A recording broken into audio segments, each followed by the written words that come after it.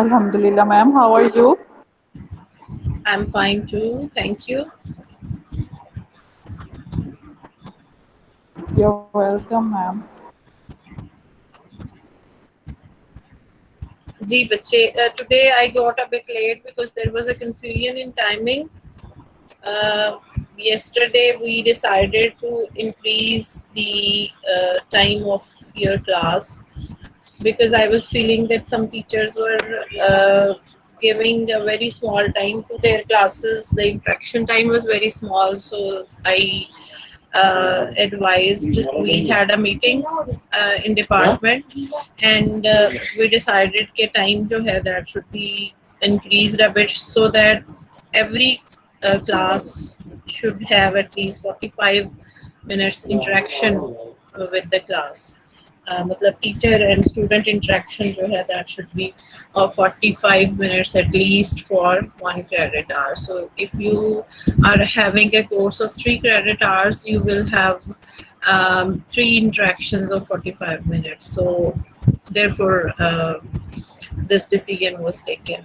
So there was a bit confusion in the class timings because the timetable was a bit changed. So I think I also got 15 minutes late. So today we will only be revising a little bit, and we will be talking about the natural approach and uh, some of other presentations. So tomorrow I think I will be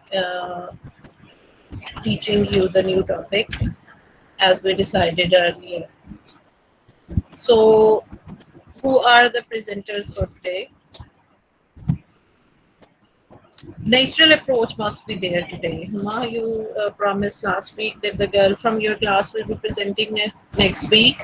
So I hope that she's ready for today because that was the only method which was not discussed. So I am looking forward to um, listen about that, to learn about that.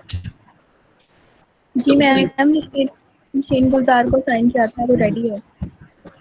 right, so we will start with the natural approach and then later on I think two or three from the morning section and 2 or 3 from the evening section will be presenting today.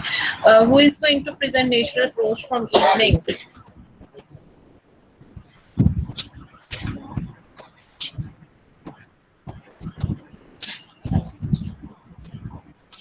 Karam?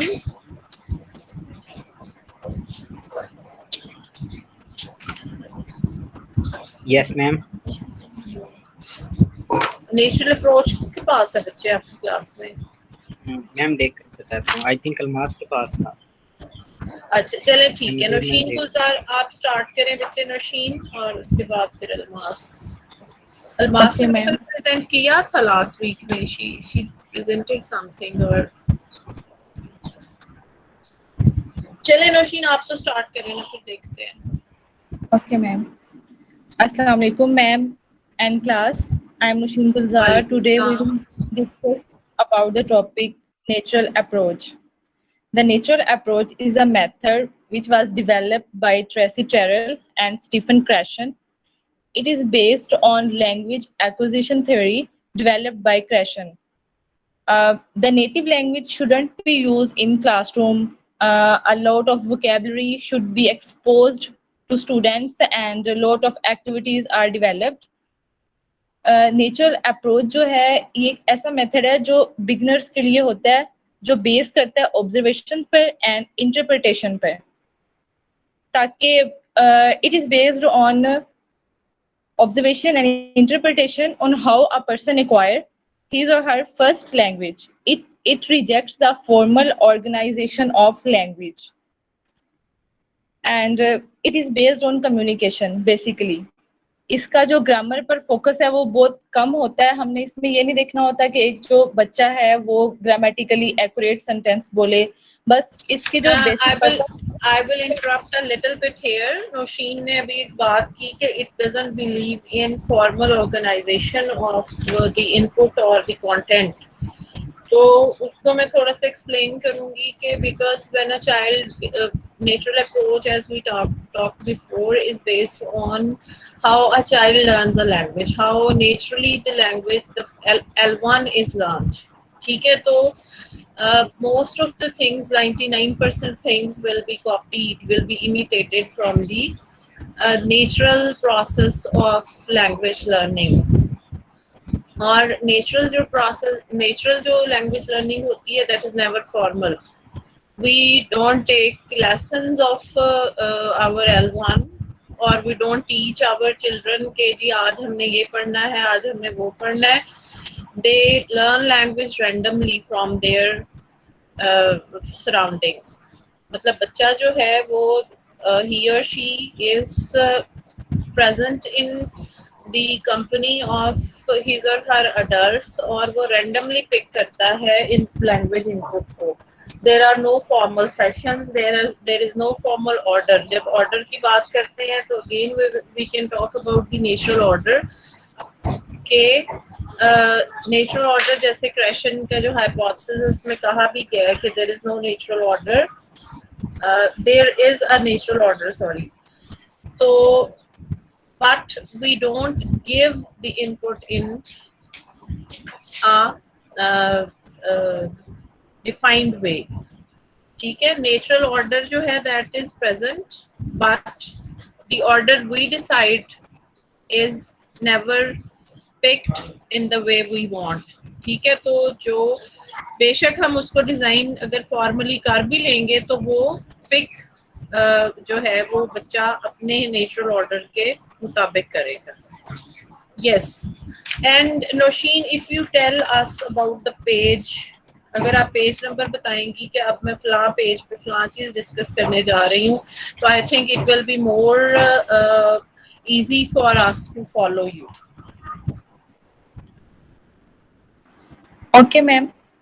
Ma'am अभी मैं overview दे रही हूँ natural approach का, फिर बाद में detail में जब जाएंगे तो फिर वो बता Right. दूँगी. उनके पास नोट्स हैं. Okay, okay, fine. और बेसिकली ये मेथड अपीयर हुआ था 1983 में, और एक बुक थी ट्रेसी टेरल और स्टीफन क्रैशन ने जो लिखी थी उसमें इंक्लूड था. ये जो नेचुरल अप्रोच है वो बेस करती है use of language in communication situations में. ठीक है, without use of native language and without reference of grammatical analysis, and there is an emphasis on exposure और इनपुट. इसका जो सेंट्रल कंपोनेंट है वो इनपुट ही होती है. ठीक है, इसमें ज्यादा फोकस हम ग्रामर पे नहीं करते कि ग्रामेटिकल एक अगर कोई सेंटेंस बच्चा बोल रहा है ग्रामेटिकली बिल्कुल एक्यूरेट हो. ठीक है, लेकिन इसका जो फोकस है हमें वो इस पे होता है कि कम्युनिकेशन स्किल्स पे होता है कि हमें उसकी बात समझ आ रही हो, उसके मीनिंग हमें क्लियर हो. ठीक है, अब नोट्स अगर हो आपके पास नेचुरल अप्रोच वाले, मैम ने वो हुमा ने भी ग्रुप में सेंड किए थे. जो नहीं करने वाला उस पर क्रॉस हुआ होगा, बाकी जो करने वाले हैं वो लोग आप निकाल लें, वहां से करते हैं. अब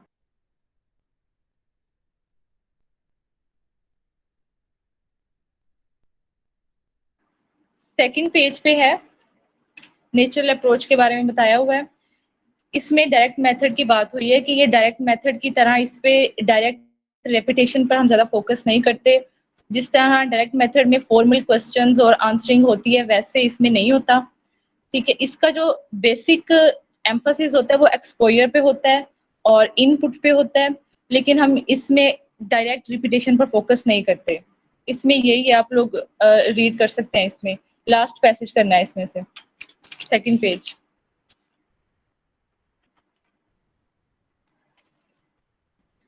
इसके बाद हम इसके ऑब्जेक्टिव्स देखते हैं.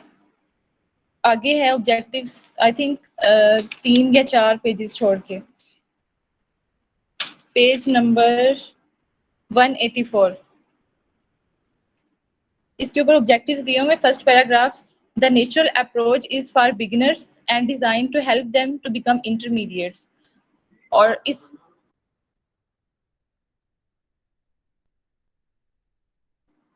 Sorry for interruption.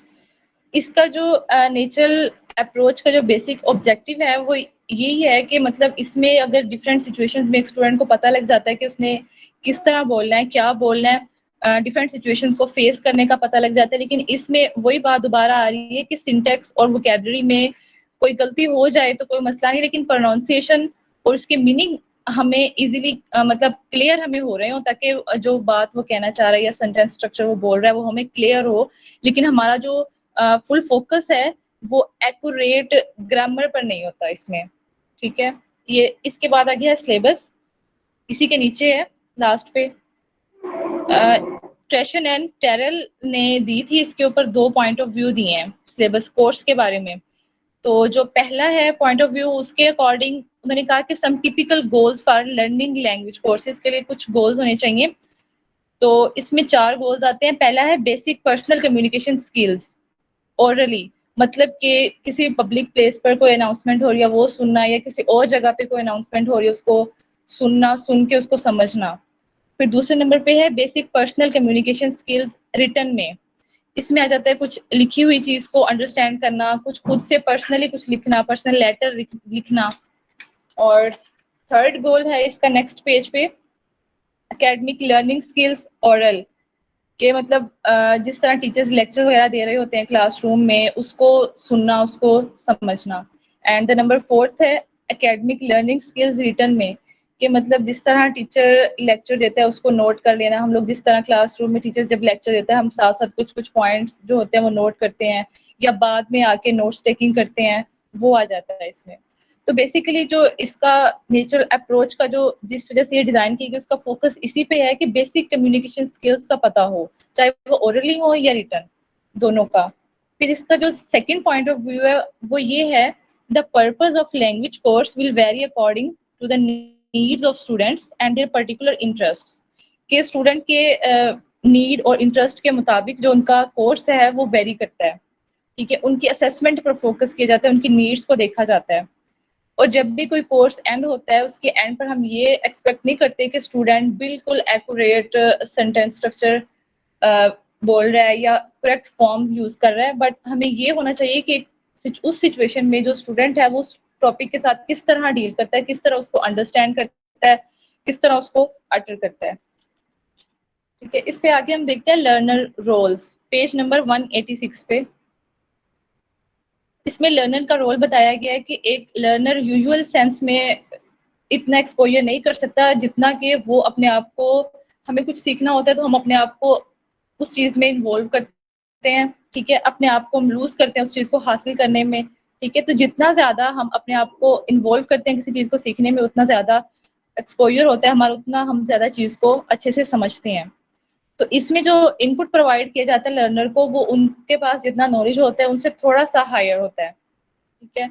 और इस रोल को अदा करते हुए जो स्टूडेंट होता है उसको पता लग जाता है कि कब बोलना है, क्या बोलना है, उसके फिजिकल एक्सप्रेशन बोलने के दौरान क्या होंगे, तो ये सारा कुछ उसे मतलब पता लग जाता है। इसमें 3 स्टेजेस होती हैं लर्नर की। पहली होती है प्री प्रोडक्शन स्टेज। इसमें जो स्टूडेंट होता है वो लैंग्वेज एक्टिविटीज में जस्ट पार्टिसिपेट करता है, लेकिन उसको अंडरस्टैंड करता है लेकिन कोई रिस्पॉन्स नहीं देता, मतलब टारगेट लैंग्वेज में या सेकंड लैंग्वेज में कोई रिस्पॉन्स नहीं करता, लेकिन physically response, physically expression show करवा सकता है। और जो दूसरा स्टेज है हमारे पास वो है early production stage. Early production stage में जो स्टूडेंट होता है वो छोटे छोटे शॉर्ट फ्रेजेस की फॉर्म में क्वेश्चन कर सकता है या आंसर दे सकता है, सिंगल वर्ड्स में दे सकता है, रिस्पॉन्स कर सकता है वो छोटी छोटी फ्रेजेस की सूरत में। और जो हमारे पास तीसरा स्टेज है वो है स्पीच एमर्जेंट फेज।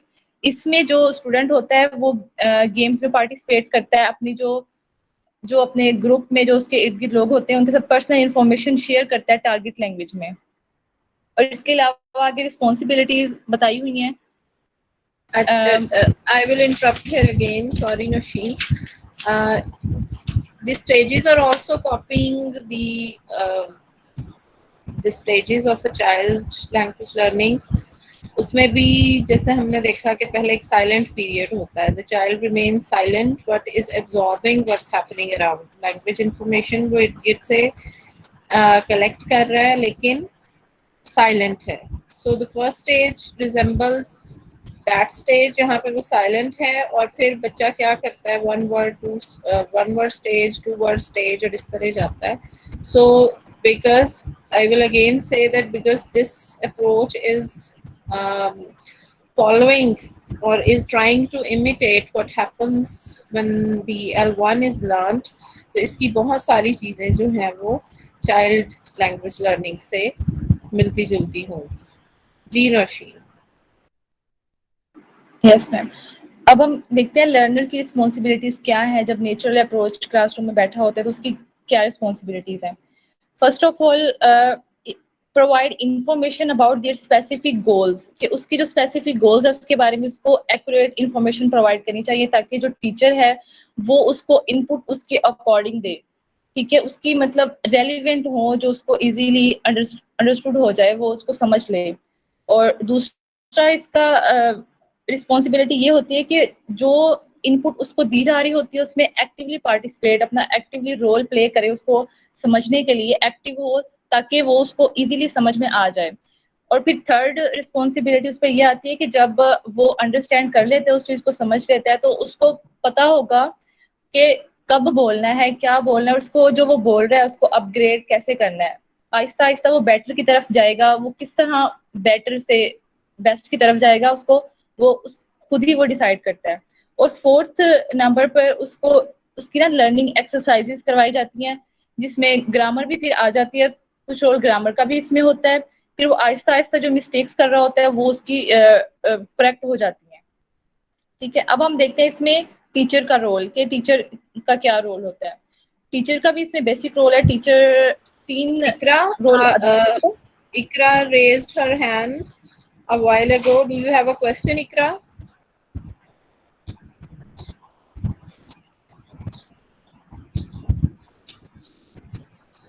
इकरा खालिद ने हैंड किया था रेज थोड़ी देर पहले।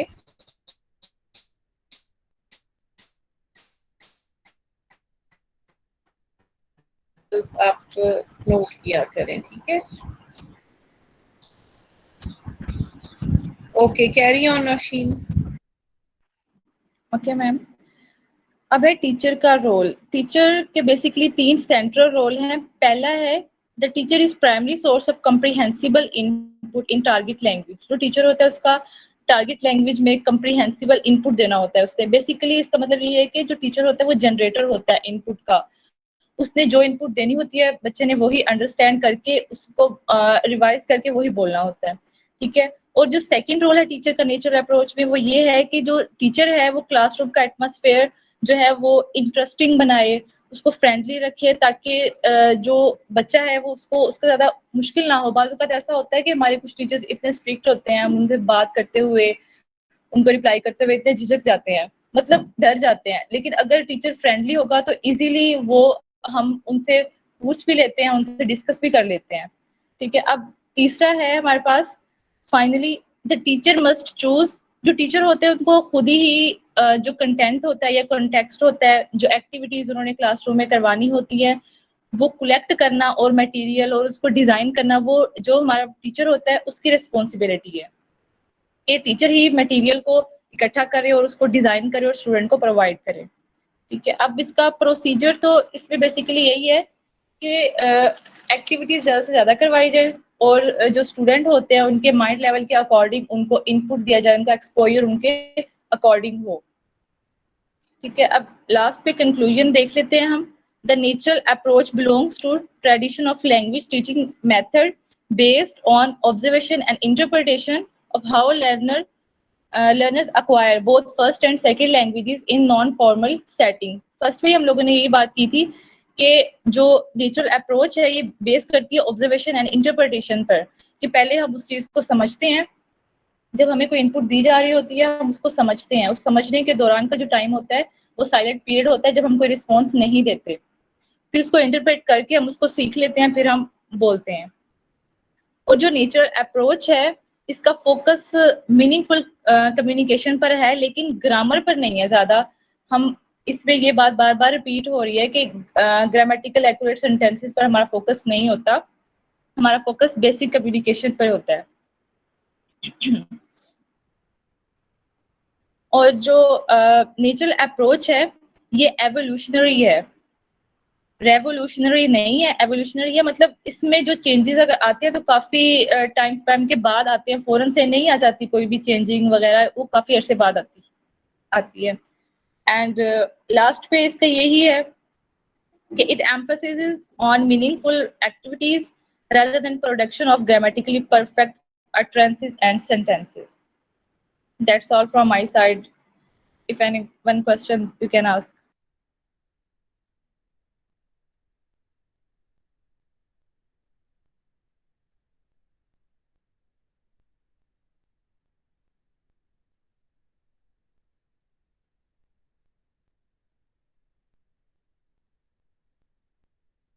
Yes, it seems that you don't have any questions. सबको clear है.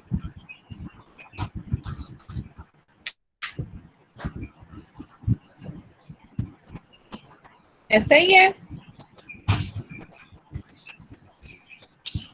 मैं पूछूं फिर आप सबसे क्वेश्चन, अगर आपको सारा कुछ क्लियर है तो.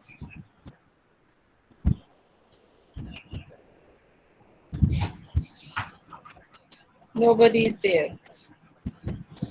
अच्छा, नजमा को कह रहे हैं आप करम के नजमा ने प्रेजेंट करना है. She is the second one two present this topic. Yes ma'am, लेकिन मैम उन्होंने क्लास ही ज्वाइन नहीं की. अच्छा.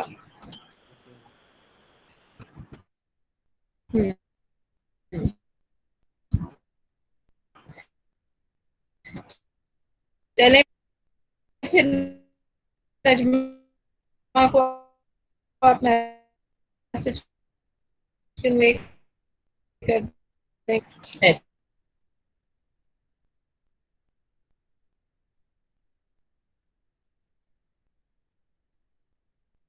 और उसके बाद यही आपके हैंड था अप्रोच के यहाँ पे. मैम आपकी आवाज ही नहीं आ रही. Excuse me, ma'am, you are not audible. Why am I not audible? Still not audible? No, ma'am, now you are. Okay. I'm saying that on the last page, यहाँ पे ये conclusions end हो रहे हैं natural approach के next page पे. Do you have eclectic approach?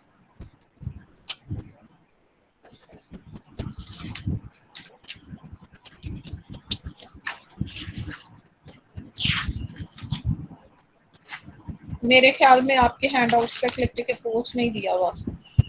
कोई तो बोले, किधर चले गए No, आप? ma'am. एक minute. I send you that eclectic approach, and then we discuss that as well. I'm just taking picture of that one.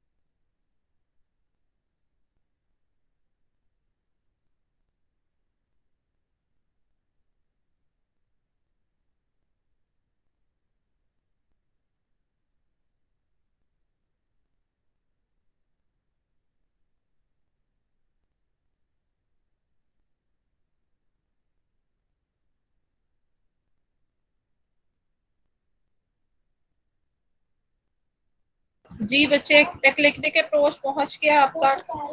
And who will read it? इसको थोड़ा सा read it aloud so that I can explain it. इसको पहले मैंने आपको introduce तो करवाया हुआ है, but we must have a reading of this as well. So who is going to read it aloud?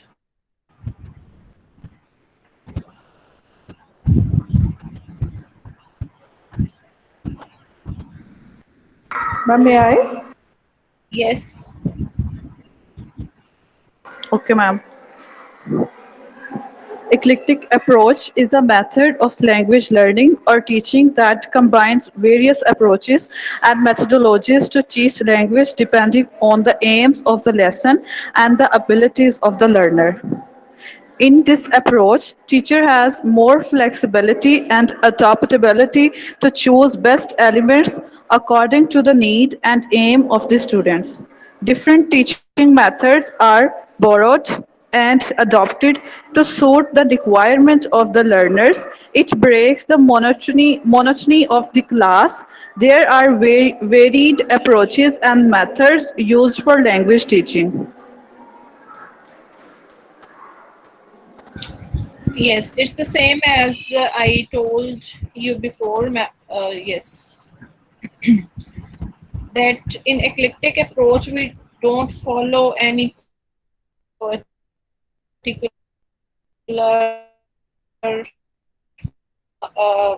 देखते हैं कि we have a theory of language, we have a theory of language learning, we have some principles, and those principles are followed in all activities.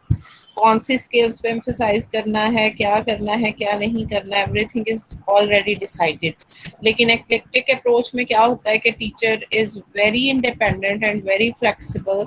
उसे जो लग रहा है students को देख के कि इन स्टूडेंट्स को मुझे किस मेथड से पढ़ाना चाहिए, इनमें मुझे किस किस्म की स्किल्स डेवलप करना है, वो सारा कुछ टीचर डिपेंडेंट होता है. मतलब टीचर क्लास को देखते हुए, उसके ऑब्जेक्टिव्स, लैंग्वेज लर्निंग के ऑब्जेक्टिव्स को देखते हुए खुद से डिसाइड करता है कि उसे कौन सी एक्टिविटीज चूज करनी है.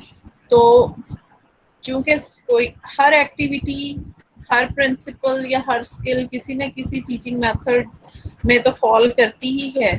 So it is said that he or she can borrow activities, he or she can borrow principles, he or she can borrow syllabus from any of the teaching methods, और उनको वो mix करके खुद से course design कर सकता है, खुद से डिसाइड कर सकता है कि मैंने क्या करना है और क्या नहीं करना. किसी एक चीज़ को, किसी एक मेथड को वो फॉलो नहीं करता. So it's a mixture and mixture of all, or you can say that it's a very flexible method in which anything can be adopted and adapted at the same time. ठीक है. Adopt का मतलब क्या होता है कि वैसे के वैसे आप उठा के उस चीज़ को फॉलो करना शुरू कर दें या फिर उसको आप खुद से अडेप्ट कर लें. सो teacher can also make courses or activities according to the need of the students, जिसको के tailor made activities भी कहते हैं. What are I am writing it here, tailor made activities क्या होती हैं, ये tailor made syllabus क्या होता है, जिसमें teacher according to the demand of the students or according to what the teacher feels that the students must learn, तो वो उसके मुताबिक एक्टिविटीज या सिलेबस को चूज कर सकता है या टास्क को डिजाइन कर सकता है. Yes, who is the next one?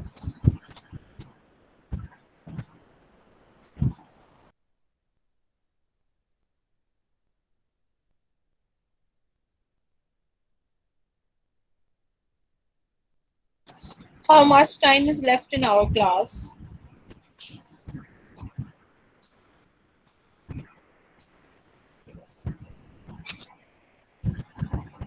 In the end of our class, I mean. Ma'am 1:15 पे एंड होनी है. 1:15 पे सर हाफिज का लेक्चर है. अच्छा, चले. कौन है नेक्स्ट प्रेजेंटर? हुमा आपकी क्लास में से आपने प्रेजेंट कर दिया हुआ है? हाँ जी मैम, मैंने प्रेजेंट कर दिया. नेक्स्ट कौन है? मैम वो वाली लिस्ट. जी, हाँ जी. कौन है? Ma'am Rubina Kausar. Is she here? Yes ma'am. जी बच्चे, क्या टॉपिक है आपका? वालेकुम मेरा सलाम. फंक्शनलिज्म का लास्ट कॉलम है. अच्छा, चले ठीक है, ओके.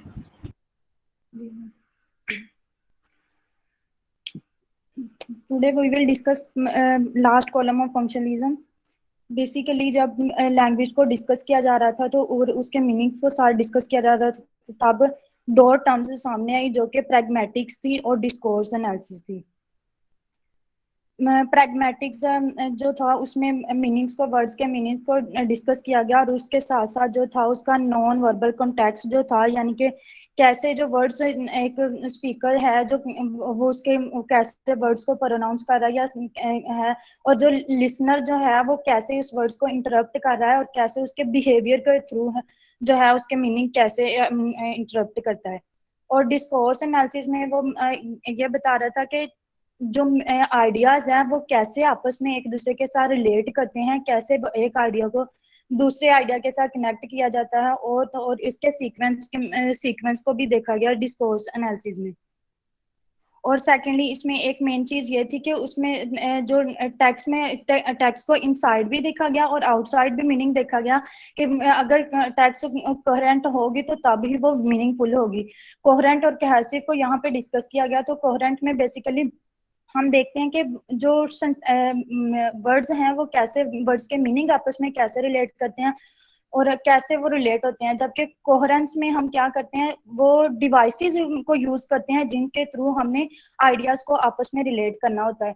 तो बेसिकली डिस्कोर्स एनालिसिस का जो पर्पस था वो यही था कि ताकि इससे हम एक ऐसी इंफॉर्मेशन गेन कर सकें, कलेक्ट कर सकें, या ऐसा कंटेंट बना सकें ताकि जिससे हमें जो लर्नर्स हैं जो लैंग्वेज लर्न कर रहे हैं उनके लिए ईजी हो जाए, ताकि जब वो कम्युनिकेट करें, जैसे फॉर एग्जांपल अगर कोई मीटिंग्स कंडक्ट कर रहा है तो मीटिंग्स में हम ईच एंड एवरीथिंग अगर देख रहे हैं कि कैसे वो कंडक्ट की जा रही है, कैसे उसको उसमें क्या कुछ हो रहा है, अगर हम वो सारा कुछ इंफॉर्मेशन जो आने वाले लर्नर्स हैं जो सीख रहे हैं लैंग्वेज उनको देंगे तो उनके लिए ईजी होगा कि कैसे वो मीटिंग्स में कम्युनिकेट कर सकते हैं easily.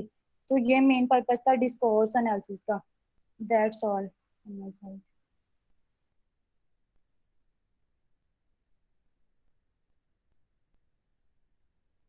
G, is everything clear to you about discourse analysis?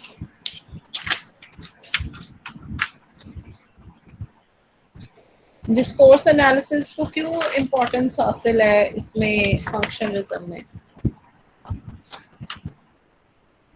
करते क्यों हैं हम डिस्कोर्स एनालिसिस? उसके जो कोहेरेंस और उसकी जो कोहेरेंट क्वालिटीज होती है हमको टेक्स्ट में देखनी।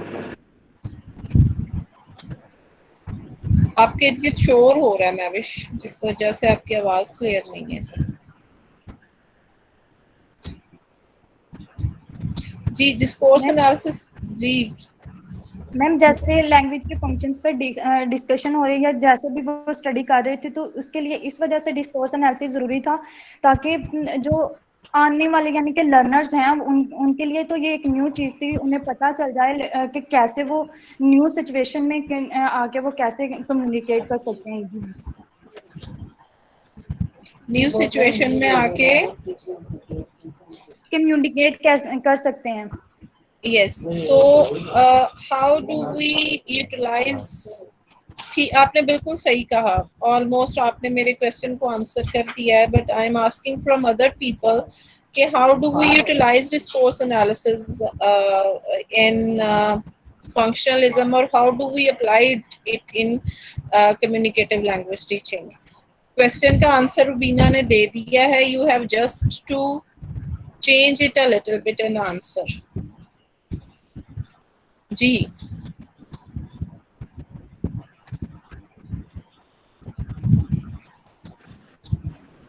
मैम जी किस्सा।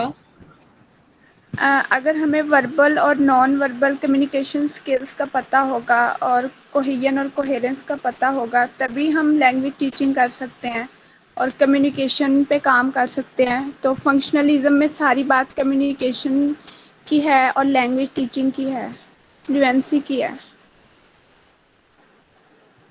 तो शायद इसलिए डिस्कोर्स एनालिसिस का के ऊपर फोकस है। ठीक है, आपने ऑलमोस्ट बिल्कुल ठीक कहा। कोई और जो इसको थोड़ा सा और रिफाइन करे? ठीक है, आपका your answer is very right. Anybody else? wants to say something?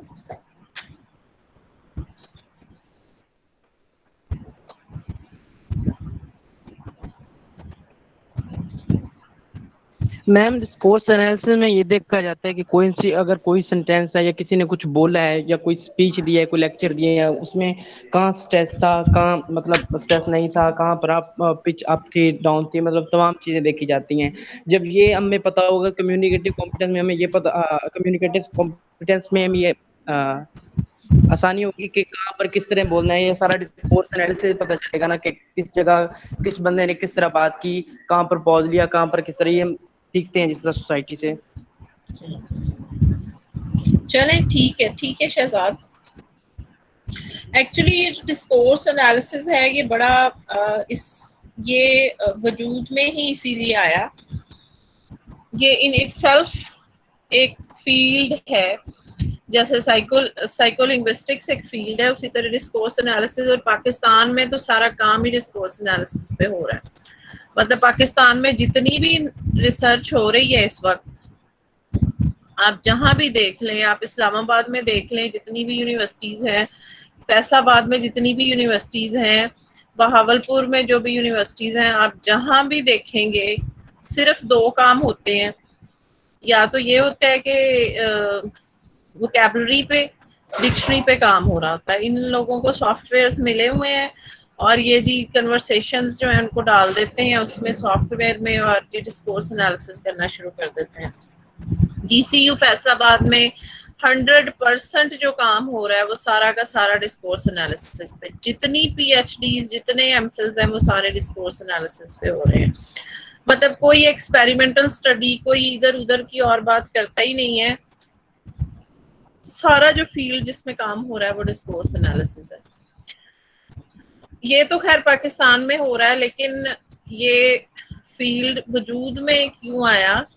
The reason was only language teaching, कि आप कोई भी डिस्कोर्स को एनालिसिस करें, उसका नेटिव स्पीकर्स जो भी वो मीटिंग्स में हैं, वो डेली लाइफ में हैं, वो क्लासरूम में हैं, और उसका डिस्कोर्स एनालिसिस करने के बाद उसको यूटिलाइज करें आप सिलेबस को डिज़ाइन करने में। मतलब जब आप क्लासरूम में टीचिंग करें तो ये यू टेक इनसाइट्स फ्रॉम और you imitate the things which were in that discourse according to the need of that particular student.